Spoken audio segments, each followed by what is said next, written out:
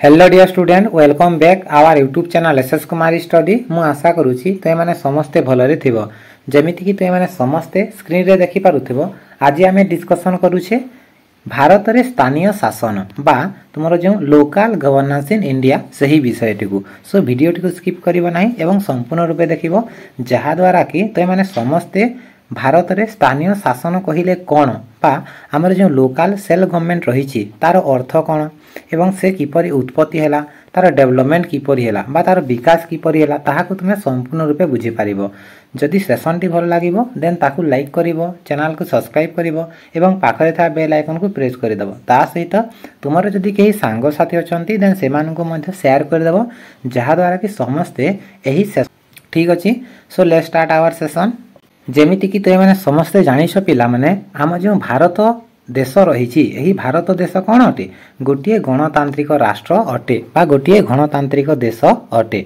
यह जे केवल गोटे गणतांत्रिक राष्ट्र अटे ताहा नुहे बरम यह कौन अटे ना गोटे संघीय राष्ट्र मध्य अटे। जेहेतु यह गोटे गणतांत्रिक राष्ट्र अटे एवं गोटे संघीय राष्ट्र अटे तेणु करी यह को दृष्टि रे रखी एठारे कौन करा जायछि क्षमतार बंटन करा जायछि। जदि क्षमतार बंटन हेबो नाही ताहेले भारत को आमे संघीय राष्ट्र किंबा गणतांत्रिक राष्ट्र बोली कहि परिबा नाही। गणतंत्र कहिले कोन जेउठारे लोक मानकर शासन चले जेउठारे लोक माने प्रत्यक्ष भावे हो किंबा परोक्ष भावे हो शासन व्यवस्था रे अंशग्रहण करंती ताको आमे कोन कहिताउ गणतांत्रिक राष्ट्र बोली कहिताउ। एवं भारत राष्ट्र जो रहिछि एही भारत राष्ट्र रे मध्ये लोक माने कोन करंती ना प्रत्यक्ष रे हो किंबा परोक्ष रे हो कोन करंती से माने शासन व्यवस्था रे अंशग्रहण करंती।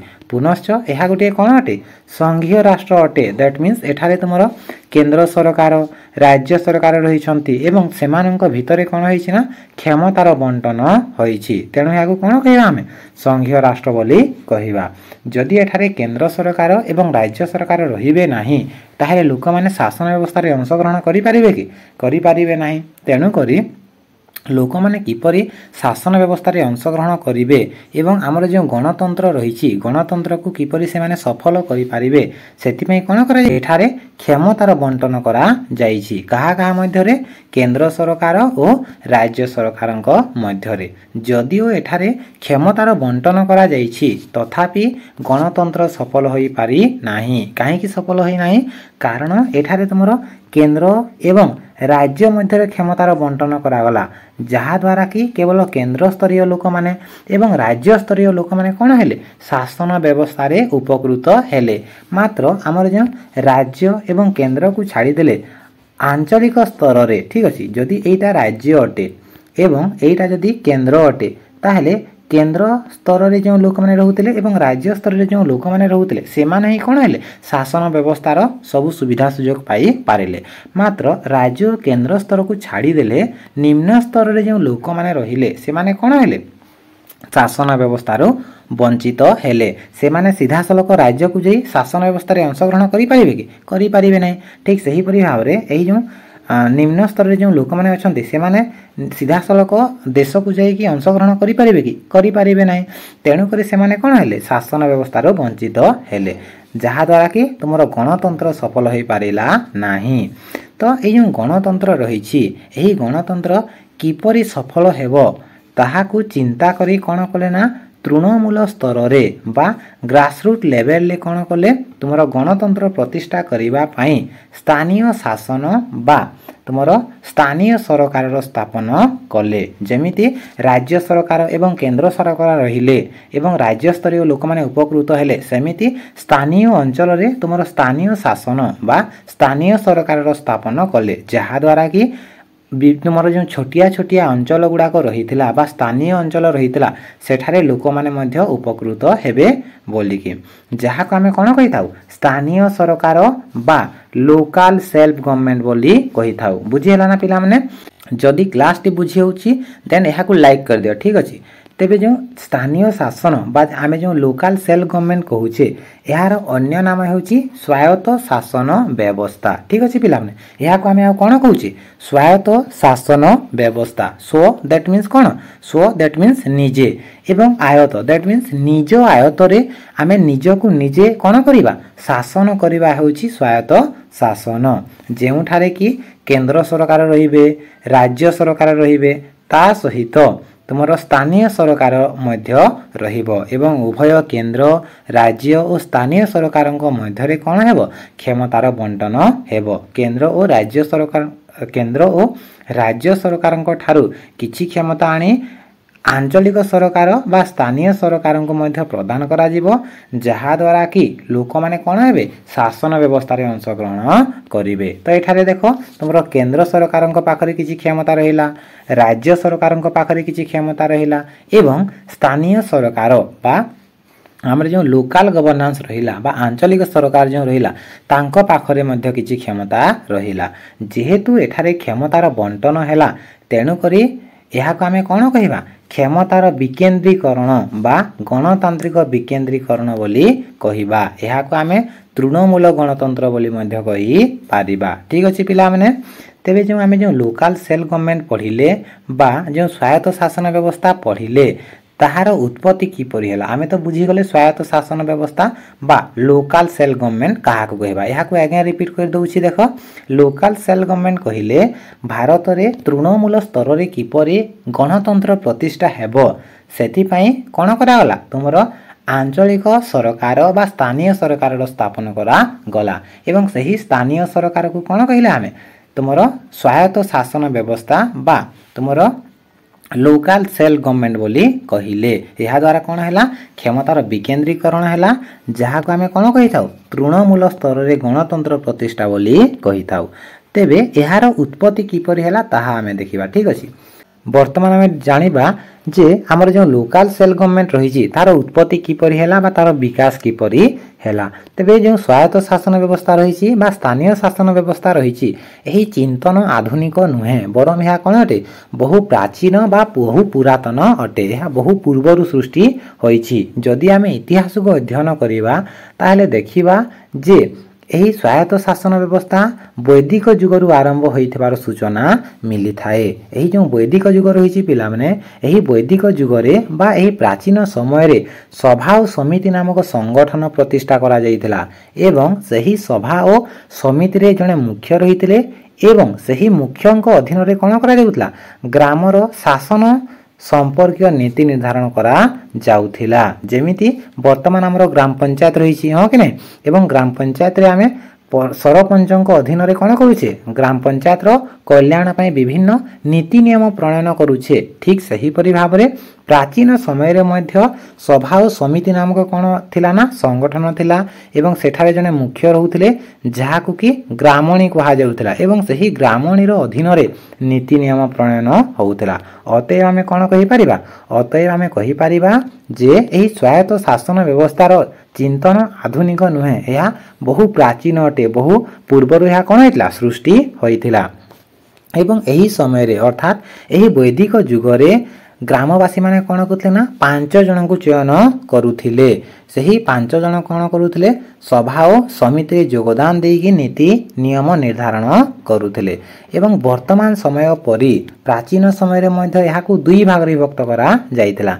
जेमिति कि वर्तमान तुमरो सहरांचल पई स्वायत्त शासन व्यवस्था रहिछि ता सहित ग्रामांचल पई मध्य कोन रहिछि स्वायत्त शासन व्यवस्था रहिछि। तो सही वैदिक युगरे मध्य यहा को दुई भाग रे विभक्त करा जाइतिला सहरांचल पई स्वायत्त शासन व्यवस्था एवं ग्रामांचल पई स्वायत्त शासन व्यवस्था। सहरांचल रे जो स्वायत्त शासन व्यवस्था प्रचलित थिला ताकू कहा जाउथिला गठन। मोस्ट इंपोर्टेंट पिला माने प्राचीन समय रे सहरांचल रे जो स्वायत्त शासन व्यवस्था प्रचलित थिला ताकू कोन कहा जाउथिला ताकू कहा जाउथिला गठन एवं ग्रामांचल रे जो स्वायत्त शासन व्यवस्था प्रचलित थिला ताकू कहा जाउथिला जनपद। तो एठारो आमे कोन जानिले एठारो आमे जानिले जे एहा वैदिक युगरु आरंभ होइछि। एहा व्यतीत जदि आमे अथर्व वेद को देखिबा ताले अथर्व वेद रो मध्य सूचना मिले ସେହି ସମୟରେ ଗ୍ରାମର ମୁଖ୍ୟକୁ ଗ୍ରାମଣୀ କୁହାଯାଉଥିଲା ଏବଂ ସଭାର ଯେଉଁ ସଦସ୍ୟମାନେ ରହୁଥିଲେ ତାଙ୍କୁ ସଭାସଦ କୁହାଯାଉଥିଲା। ପୀଠାସୀନ ଅଧିକାରୀମାନଙ୍କୁ ସଭାପତି କୁହାଯାଉଥିଲା ଏବଂ ଯେଉଁମାନେ ଆଇନ ଶୃଙ୍ଖଳା ରଖୁଥିଲେ ବା ଆଇନକୁ ଶୃଙ୍ଖଳିତ ଭାବେ ରଖୁଥିଲେ ବା ଆଇନକୁ ରକ୍ଷା କରୁଥିଲେ ସେମାନଙ୍କୁ ସଭାପାଳ ବୋଲି କୁହାଯାଉଥିଲା। ଯେମିତି ବର୍ତ୍ତମାନ ଆମର କ'ଣ ରହିଛନ୍ତି, ଗ୍ରାମ ପଞ୍ଚାୟତରେ ତୁମର ସରପଞ୍ଚ ରହିଛନ୍ତି, ନାୟବ ସରପଞ୍ଚ ରହିଛନ୍ତି, ୱାର୍ଡ ମେମ୍ବର ରହିଛନ୍ତି। ଠିକ୍ ସେହିପରି ଭାବରେ ଅଥର୍ବ ବେଦକୁ ଯଦି ଆମେ ଅଧ୍ୟୟନ କରିବା ତାହେଲେ ସେତେବେଳେ ଏହିପରି ଭାବରେ କ'ଣ କରାଯାଉଥିଲା, ଲୋକମାନଙ୍କୁ ଚୟନ କରାଯାଉଥିଲା। ଗ୍ରାମର ମୁଖ୍ୟକୁ ଗ୍ରାମଣୀ କୁହାଯାଉଥିଲା, ଯେମିତି ବର୍ତ୍ତମାନ ସରପଞ୍ଚଙ୍କୁ ପଞ୍ଚାୟତର ମୁଖ୍ୟ କୁହାଯାଉଛି। ଠିକ୍ ସେହିପରି ଭାବରେ ସେଠାରେ ଯେଉଁ ସଦସ୍ୟମାନେ ଯୋଗଦାନ ଦିଅନ୍ତି ତାକୁ ୱାର୍ଡ ମେମ୍ବର କୁହାଯାଉଛି। ତ ପ୍ରାଚୀନ ସମୟରେ ତାଙ୍କୁ କୁହାଯାଉଥିଲା ସଭାସଦ, ପୀଠାସୀନ ଅଧିକାରୀମାନଙ୍କୁ ସଭାପତି। ତ ଏହିପରି ଭାବରେ ପ୍ରାଚୀନ ସମୟରୁ ହିଁ କ'ଣ ହେଇଥିଲା, ତୁମର ସ୍ୱାୟତ୍ତ ଶାସନ ବ୍ୟବସ୍ଥା ବା ସ୍ଥାନୀୟ ଶାସନ ବ୍ୟବସ୍ଥାର ଉତ୍ପତ୍ତି ହୋଇଥିଲା। ଏହା ବ୍ୟତୀତ ବା ତୁମର ଅଥର୍ବ ବେଦ ହେଲା କିମ୍ବା ବୈଦିକ ଯୁଗ ହେଲା, ଏହାକୁ ଛାଡ଼ିଦେଲେ କୌଟିଲ୍ୟଙ୍କ ଅର୍ଥଶାସ୍ତ୍ର, ବାଲ୍ମୀକିଙ୍କ ରାମାୟଣ, ବ୍ୟାସଦେବଙ୍କ ମହାଭାରତ, ଏହି ସବୁରୁ ମଧ୍ୟ ଆମେ କ'ଣ ପାଇଥାଉ, ସ୍ଥାନୀୟ ଶାସନ ପୂର୍ବରୁ ସୃଷ୍ଟି ହୋଇଥିବାର ସୂଚନା ପାଇଥାଉ। ଅତଏବ ଆମେ କହିପାରିବା ଯେ ଏହି ଚିନ୍ତନ ବା ସ୍ଥାନୀୟ ଶାସନ ବ୍ୟବସ୍ଥାର ଚିନ୍ତନ ବହୁ ପ୍ରାଚୀନ ଅଟେ। ତାପରେ ଆମର ପରବର୍ତ୍ତୀ ଯୁଗ ଆସିଲା ଏବଂ ପରବର୍ତ୍ତୀ ସମୟରେ ଇଂରେଜମାନେ ଭାରତକୁ ଆଗମନ କଲେ ବା ଇଂରେଜମାନଙ୍କର ଆଗମନ ହେଲା। ଯେତେବେଳେ ଇଂରେଜମାନେ ଭାରତକୁ ଆସିଲେ ସେମାନେ କ'ଣ କହିଲେ, ଆମେ ଭାରତରେ କ'ଣ କରିବୁ, ବାଣିଜ୍ୟ ବ୍ୟବସାୟ କରିବୁ କହିକି ସେମାନେ ଆସିଲେ ଏବଂ ବାଣିଜ୍ୟ ବ୍ୟବସାୟ କରିବାର ସୁଯୋଗ ନେଇକି ଆସିଲା ପରେ ସେମାନେ ଏଠାରେ ଦେଖିଲେ ଯେ ଏଠାରେ କୌଣସି ରାଜାମାନଙ୍କ ଭିତରେ କ'ଣ ନାହିଁ, ଏକତା ନାହିଁ ଏବଂ ତାହାର ସୁଯୋଗ ନେଇ ସେମାନେ କ'ଣ କଲେ ନା ଭାରତର ଶାସନ ସୂତ୍ର ନିଜ ଅକ୍ତିଆରକୁ ଆଣିଲେ ଏବଂ ସେମାନେ ଯେତେବେଳେ ଶାସନ କରିବାକୁ ଆରମ୍ଭ କଲେ ସେହି ଶାସନକୁ ସରଳ ଓ ସହଜ କରିବା ପାଇଁ ସହରାଞ୍ଚଳ ସ୍ୱାୟତ୍ତ ଶାସନ ବ୍ୟବସ୍ଥାର ଆରମ୍ଭ କରିଥିଲେ। ଇଂରେଜମାନେ ସର୍ବପ୍ରଥମେ 1687 ମସିହାରେ ମାନ୍ଦ୍ରାସ ସହରରେ ସହରାଞ୍ଚଳ ସ୍ୱାୟତ୍ତ ଶାସନ ବ୍ୟବସ୍ଥାର ଆରମ୍ଭ କରିଥିଲେ, ଯାହାକୁ ଆମେ କ'ଣ କହୁଛେ, ପୌର ନିଗମ ବୋଲି କହୁଛେ। ସେମାନେ କ'ଣ କଲେ ନା ପୌର ନିଗମ ପ୍ରତିଷ୍ଠା କଲେ ସର୍ବପ୍ରଥମେ କେଉଁଠାରେ, ମାନ୍ଦ୍ରାସ ସହରରେ। କେତେ ମସିହା, 1687 ମସିହା। ଏବଂ ଏହାଦ୍ୱାରା ଯେମିତି ତାଙ୍କର ଶାସନ ବ୍ୟବସ୍ଥା ସହଜ ଏବଂ ସରଳ ହେଲା, ତେଣୁକରି ସେମାନେ ପୁଣି ଥରେ କ'ଣ କଲେ, 1973 ମସିହା ବମ୍ବେ ଓ କଲିକତାରେ ମଧ୍ୟ ଏହି ସହରାଞ୍ଚଳ ସ୍ୱାୟତ୍ତ ଶାସନ ବ୍ୟବସ୍ଥାର ସ୍ଥାପନ କଲେ, ଯାହାଦ୍ୱାରା କି ତୁମର ସ୍ୱାୟତ୍ତ ଶାସନ ବ୍ୟବସ୍ଥା କ'ଣ ବ୍ୟାପକ ହେବାକୁ ଲାଗିଲା। ଏବଂ ଇଂରେଜମାନେ ଯେତେବେଳେ ଭାରତକୁ ଆସିଥିଲେ ସେତେବେଳେ ତୁମର ମୋଗଲମାନେ ମଧ୍ୟ ଶାସନ କରୁଥିଲେ। ତ ମୋଗଲମାନେ କଟୁଆଳ ପଦବୀ ସୃଷ୍ଟି କରି ସ୍ଥାନୀୟ ଶାସନ ପ୍ରତିଷ୍ଠା କରିଥିଲେ। ଯଦିଓ ଏହାର ଆରମ୍ଭ ତ ଏହିପରି ଭାବରେ ତୁମର ପ୍ରାଚୀନ ସମୟରୁ ବା ବୈଦିକ ଯୁଗରୁ ଆରମ୍ଭ କରି ଇଂରେଜମାନଙ୍କ ସମୟରେ ମଧ୍ୟ କ'ଣ ହେଇଥିଲା, ତୁମର ସ୍ୱାୟତ୍ତ ଶାସନ ବ୍ୟବସ୍ଥା ପ୍ରଚଳିତ ଥିଲା। ତେବେ ଯଦି ଆମେ ଦେଖିବା, ଯଦିଓ ଏହାର ଆରମ୍ଭ ବହୁ ପୂର୍ବରୁ ହୋଇଛି, ମାତ୍ର ଏହାକୁ କେହି ବିଧିବଦ୍ଧ ଭାବେ ବ୍ୟବହାର କରି ନଥିଲେ। ସର୍ବପ୍ରଥମେ ଜଣେ ଇଂରେଜ ଅଧିକାରୀ ଲର୍ଡ ରିପନ, ମୋଷ୍ଟ ଇମ୍ପୋର୍ଟାଣ୍ଟ ପିଲାମାନେ ପରୀକ୍ଷାରେ କ୍ୱେଶ୍ଚିନ୍ ଆସେ, ଠିକ୍ ଅଛି। ଲର୍ଡ ରିପନ କ'ଣ କରିଥିଲେ ନା ବିଧିବଦ୍ଧ ଭାବେ ତୁମର ସ୍ଥାନୀୟ ଶାସନ ବ୍ୟବସ୍ଥାକୁ ଇଣ୍ଟ୍ରୋଡ୍ୟୁସ୍ କରିଥିଲେ। ଯେହେତୁ ସେ ବିଧିବଦ୍ଧ ଭାବେ ସ୍ଥାନୀୟ ଶାସନ ବା ତୁମର ଯେଉଁ ଲୋକାଲ ଗଭର୍ଣ୍ଣାନ୍ସ ରହିଛି ତାକୁ ଭାରତରେ ସେ ଉପସ୍ଥାପନା କଲେ, ତେଣୁ ତାଙ୍କୁ କ'ଣ କୁହାଯାଏ, ଲୋକାଲ ସେଲ୍ଫ ଗଭର୍ଣ୍ଣମେଣ୍ଟର ଜନକ ବୋଲି କୁହାଯାଏ। ବୁଝିହେଲା?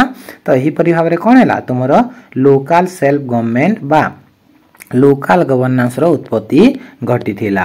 ତାପରେ ନେକ୍ସଟ ଦେଖିବା, এইটা ଆମେ କ'ଣ ଜାଣିଲେ, ପ୍ରାଚୀନ ସମୟରେ କିପରି ଲୋକାଲ ଗଭର୍ଣ୍ଣାନ୍ସର ଉତ୍ପତ୍ତି ହେଲା। ତାପରେ ବର୍ତ୍ତମାନ ଆମେ ଦେଖିବା ସ୍ୱାଧୀନ ଭାରତରେ ସ୍ଥାନୀୟ ଶାସନ କିପରି ଉତ୍ପତ୍ତି ହେଲା।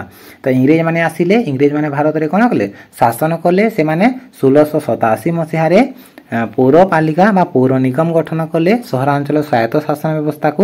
ତାପରେ ସେମାନେ ଯେତେବେଳେ ଭାରତରୁ ବିତାଡ଼ିତ ହେଲେ ବା ଭାରତରୁ ସେମାନେ ପଳାୟନ କଲେ, ସେତେବେଳେ କ'ଣ ହେଲା, ଭାରତ ସ୍ୱାଧୀନ ହେଲା। ତ ଯେତେବେଳେ ଭାରତ ସ୍ୱାଧୀନ ହେଲା, ଭାରତକୁ କ'ଣ କରାଗଲା, ଗୋଟିଏ ଗଣତାନ୍ତ୍ରିକ ରାଷ୍ଟ୍ର, ତାପରେ ଗୋଟିଏ ଧର୍ମନିରପେକ୍ଷ ରାଷ୍ଟ୍ର, ता सहित गोटे संघीय राष्ट्र हिसाब से घोषणा करागला। जेहेतु भारत को गोटे गणतांत्रिक राष्ट्र हिसाब से घोषणा करागला तो तृणमूल स्तर रे बा सबुठारु निम्न स्तर रे किपरि गणतंत्र प्रतिष्ठा हेबो सेथिपाई क्षमता को कोन करागला तीनोटी स्तर रे विभक्त करागला। जहा कि आमे पूर्वरु मध्य पढ़िले केंद्र सरकार, राज्य सरकार और आंचलिक सरकार गठन करी सेमानक भितरे कोन करागला ना क्षमता को बंटन करागला। केंद्र सरकार को किसी क्षमता दिया गला जहा द्वारा कि केंद्र स्तरीय लोक माने कोन हेले शासन व्यवस्था रे अंशग्रहण कले एवं से माने शासन व्यवस्था रो उपकृत पाइले। ठीक सही परि भाबरे राज्य सरकार को किसी क्षमता दिया गला जहा द्वारा कि राज्य स्तरीय लोक माने ताहार सुविधा सुयोग पाई पारिले एवं आंचलिक स्तर रे जो लोक माने रहुतले सेमानंकु सुविधा सुयोग देबा पई आंचलिक सरकार स्थापन करा गला बा लोकल गवर्नमेंट रो स्थापन करा गला जहा द्वारा कि तृणमूल स्तर रे कोन हैला तुमर गणतंत्र प्रतिष्ठा हेई पारिला। तेबे जदि आमे देखिबा ताहले एहा सर्वप्रथमे 1959 मसिया ठीक अछि 1959 मसिया भारतर राजस्थान रे प्रथम यहाँ कौन करागला कार्यकारी करा गला केबे आफ्टर इंडिपेंडेंट। एटा देखो पिला माने ओडिशा लिखाई छी तो एटा ओडिशा नहे भारत रे सर्वप्रथम कोन हैला 1959 रे कार्यकारी हैला कोठारे राजस्थान रे एवं आम ओडिशा रे 1961 रे एहा कार्यकारी होइथिला। तो एही परि भाव रे स्वाधीन भारत रे स्थानीय शासन रो उत्पत्ति घटिथिला। तो जो स्थानीय शासन रही छी बा जो स्वायत्त शासन व्यवस्था रही छी यहाँ को आमे आ कोन जानि थाओ यहाँ को आमे पंचायत राज सिस्टम बा पंचायत राज व्यवस्था बोली मध्य जानि थाओ।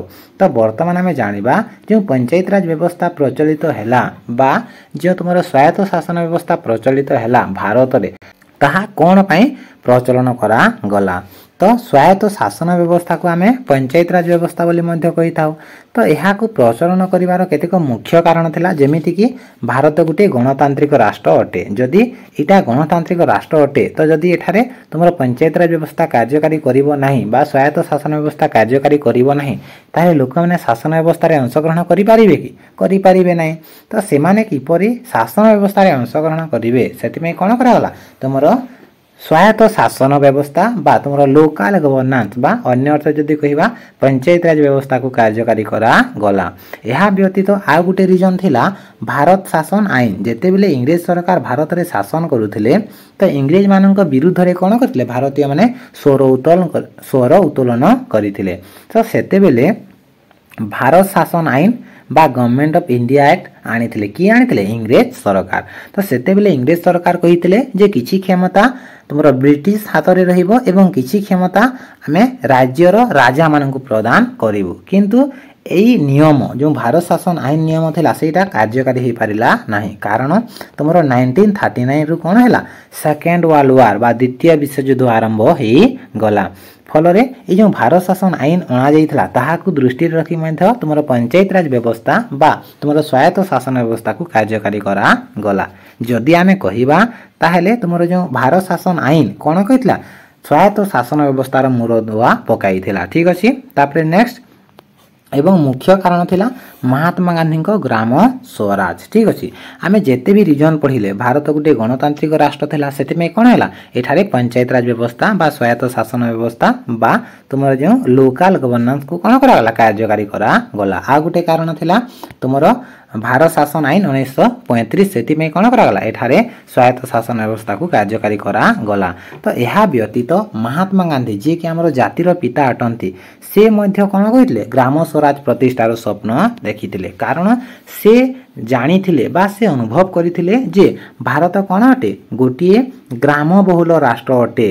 जदि भारतर उन्नत करिवार अछि बा भारत को उन्नति करिवार अछि ताहेले प्रथमे कहार उन्नति दरकार तुमरो गाँ मानकर उन्नति दरकार। जदि गाँ मानकर उन्नति हेबो नाही ताहेले देशर उन्नति हेबो नाही। तेणु से कोन कहउतले ग्राम स्वराज प्रतिष्ठा रे से गुरुत्व देउथिले जेहेतु से जातिर पिता थिले एवं जने स्वाधीनता संग्रामी थिले तेणु तांकर इच्छा को दृष्टि रे रखी बा तांकर इच्छा को सम्मान देई ଯେତେବେଳେ ଆମ ଭାରତ ସ୍ୱାଧୀନ ହେଲା ସେତେବେଳେ ଭାରତ ସମ୍ବିଧାନର 40 ଧାରାରେ ଯାହାକି ତୁମର DPSP ଅନ୍ତର୍ଭୁକ୍ତ ଠିକ୍ ଅଛି ସମ୍ବିଧାନର 40 ଧାରାରେ पंचायत गठन निमंते कौन करागला तुमर निष्पत्ति निगला तो यहीपरि भाव में कौन है ना तुमर पंचायत राज व्यवस्था आम भारत संविधान रे स्थान पाई ठीक अच्छे तापरे ये जो पंचायत राज व्यवस्था भारत में स्थान पाइला परे यह किपरि विकास लाभ कला ताहा देखिबा ठीक अच्छे जमीती कि आम पढ़िले जे भारत जेतेबेले स्वाधीन हैला सेतेबेले कौन हैला संविधान 40 धारा रे याकू स्थान दियागला एवं राष्ट्र ग्राम पंचायत गठन पई पदक्षेप निया गला जदियो याकू पंचायत रे तुमर जदियो याकू भारत रे स्थान दियागला किंतु यह विकास ही पारि नथिला जेतेबेले आम भारत स्वाधीन हैला सेतेबेले 1951 रे कौन हैला ना प्रथम जनरल इलेक्शन हैला एवं 1952 रे प्रथमे तुमर पंचवार्षिक योजना को कौन करा गला इंट्रोड्यूस करा गला किंतु एही पंचवार्षिक योजना सफल होई पारिला नाही तेनु करी किपरि यह सफल हेबो ताहाकू दृष्टि रखी तत्कालीन केंद्र सरकार कौन करले गोटे कमिटी गठन कले जार नाम थिला बलवंत राय मेहटा कमिटी तेबे यहाकू बलवंत राय मेहटा कमिटी कहीं कुआगला पिला माने कारण यह बलवंत राय मेहटा अधीन रे होइथिला ठीक अछि तो यही कमिटी कौन कला ना तदंत कला जे कौन कले आमर जो लोकल गवर्नमेंट रही तुम जो स्वायत्त शासन व्यवस्था रही से सफल हो पारिबो यह बहुत तदंत कला परे से शेष निष्पत्ति उपनीत हैला एवं से कहिला जे जो पंचायत राज व्यवस्था रही ताकू 3टी स्तरीय करा जिबा उचित यथा ग्राम स्तर रे ग्राम पंचायत रहिबो तापर तुमर मध्यम स्तर रे पंचायत समिति रहिबो एवं उच्चतम स्तर रे जिला परिषद रहिबो तो यही कमिटी रो सुपारिश को दृष्टि रखी कौन करागला ना यह 3 स्तरीय करा गला तो एठारे जेहेतु तुमर क्षमता कौन है तृणमूल स्तर रे बंटन है तुमर गाँ ठारू आरंभ कर जिला पर्यंत सबू अंचल रे कौन है क्षमतार बंटन है अन्य अर्थ जदि कहवा ताहले क्षमता कौन है विकेंद्रीकरण है तेणु यह कौन कहुए गणतांत्रिक विकेंद्रीकरण समिति बोली मध्य कहुए तेबे यही प्रस्ताव अनुसार सर्वप्रथमे यही पंचायत राज व्यवस्था को 1959 मसीहा अक्टोबर 2 तारिख राजस्थान रे कार्यकारी करा गला राजस्थान रे कार्यकारी कला परे सेठारे जेतेबेले सफल हैला तापरे याकू अन्य समस्त राज्य मानकरे कोन करा गला ना कार्यकारी करा गला जति आमे देखिबा देन ओडिसा रे याकू 1961 मसीहा जनवरी 26 तारिख दिन कार्यकारी करा जाइथिला तो एही परि भाबरे कोन हेतिला हमर स्वायत्त शासन व्यवस्था बा पंचायत राज रो विकास हेतिला कोठी भारत रे विकास हेतिला तापरे नेक्स्ट आमे पढिबा याकू संवैधानिक मान्यता किपरि मिलिला ठीक अछि पिला माने तो यहाँ आम आगामी क्लास रे पढ़ा यहाँ किपरि संवैधानिक मान्यता मिलला तापरे यार कार्यक्षमता कौन कौ आर्टिकल रे यार निर्वाचन होता है प्रत्येक जिनिस को आम डिटेल्स डिस्कसन करवा तो सही क्लास टी को पाइबा चैनल को निश्चित रूप से सब्सक्राइब कर दियो पाखरे था बेल आइकन को प्रेस कर दियो जदि तुमर कई सांग साथी अछंती देन सेमान को मध्य सेशन टी शेयर कर दियो ठीक अछि तापरे आ गोटे इनफॉरमेशन पिला माने जदि कहीं तुम्हें अन्यान्य क्लास किंबा अन्यान्य सेशन माने अन्यान्य वीडियो पाइबा पे इच्छुक